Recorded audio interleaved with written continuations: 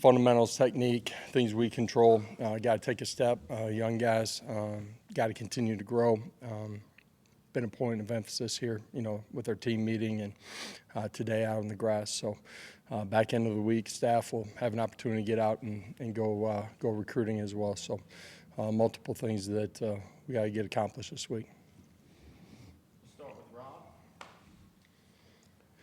Coach, when you guys didn't go chase a bunch of receivers in the portal, did you know this was coming with Chris? Did you suspect this was coming with Chris? I mean, was that one of the reasons?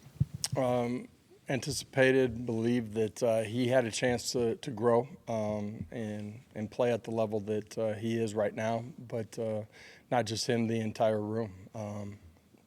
At the end of the day in this game, at every level, but certainly here, it's about development as well, and like the traits that we saw in Chris and guys that we had in that room, liked what we were bringing in. It was about development. You guys heard me say that, off season, there was a point of emphasis, young guys can't be young, and that was certainly true for freshmen. It was new guys, but guys that hadn't been in our program very long.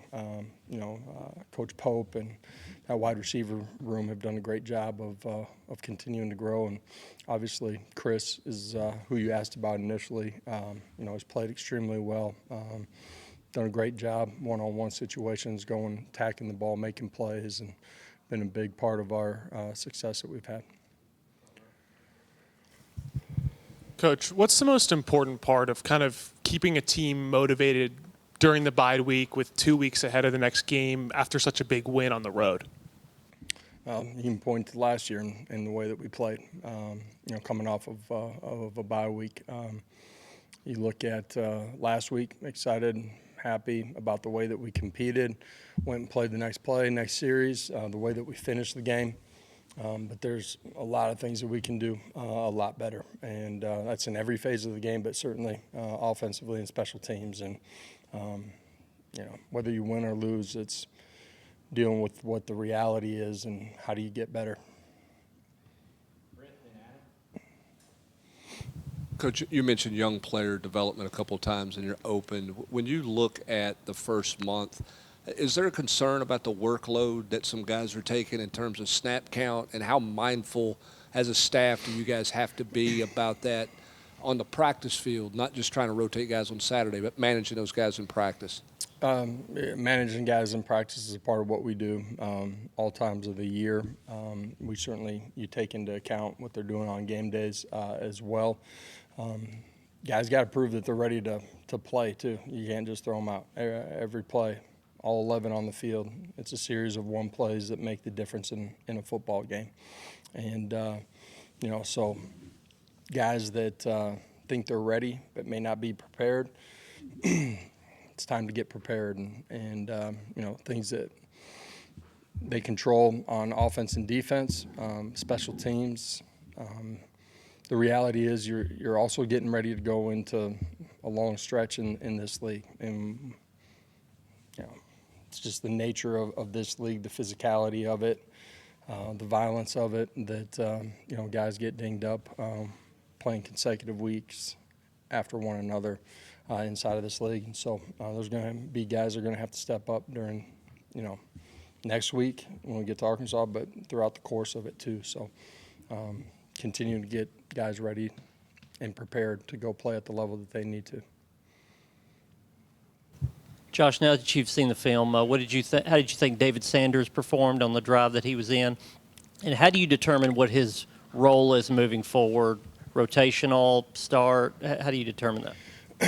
Thought he went in and handled himself extremely well. First action of the season, 7 minutes and change to go in the ball game on a drive where you got to go score and tie it up. And, it was something that I pointed out to everybody in our team room. I just used the word prepared, right? He was prepared for that moment, went in and executed and handled himself the way that you need to go score on a drive. So, we're going to need them all as the season continues.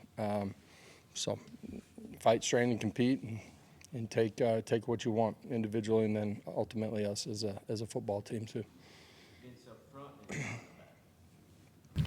Joshua Joseph's obviously impacted the game, and he's always critical of himself and thinks he should do better. But what have you seen from those Leos? How pleased are you with how they performed? Yeah, glad that he's critical of himself and wants to continue to improve. Great players continue to do that.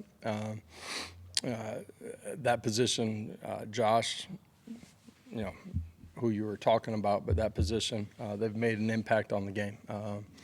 They've done a good job in the run game. We ask those guys to drop occasionally. They've been solid in their pass drops, but the ability to rush the passer, has changed the way the game's played here in the early part of the year, and just want to see them continue to grow.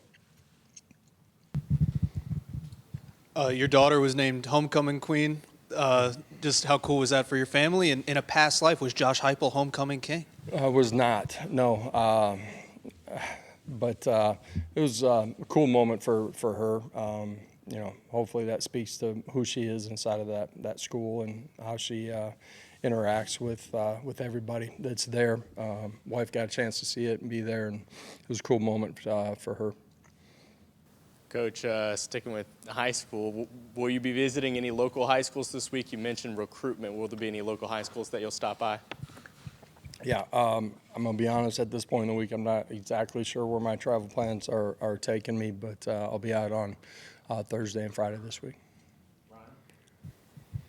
Just with Ethan Davis missing last week, what'd you think about what Jack did stepping up and playing a handful of snaps? Yeah, another guy that I pointed out, being prepared for his opportunities.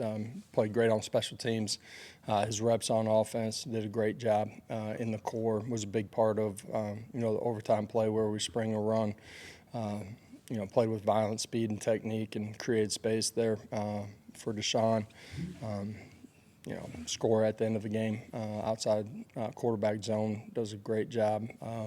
He's a young guy that has handled himself with great maturity and continues to get better, but is prepared and love the growth that we've seen from him.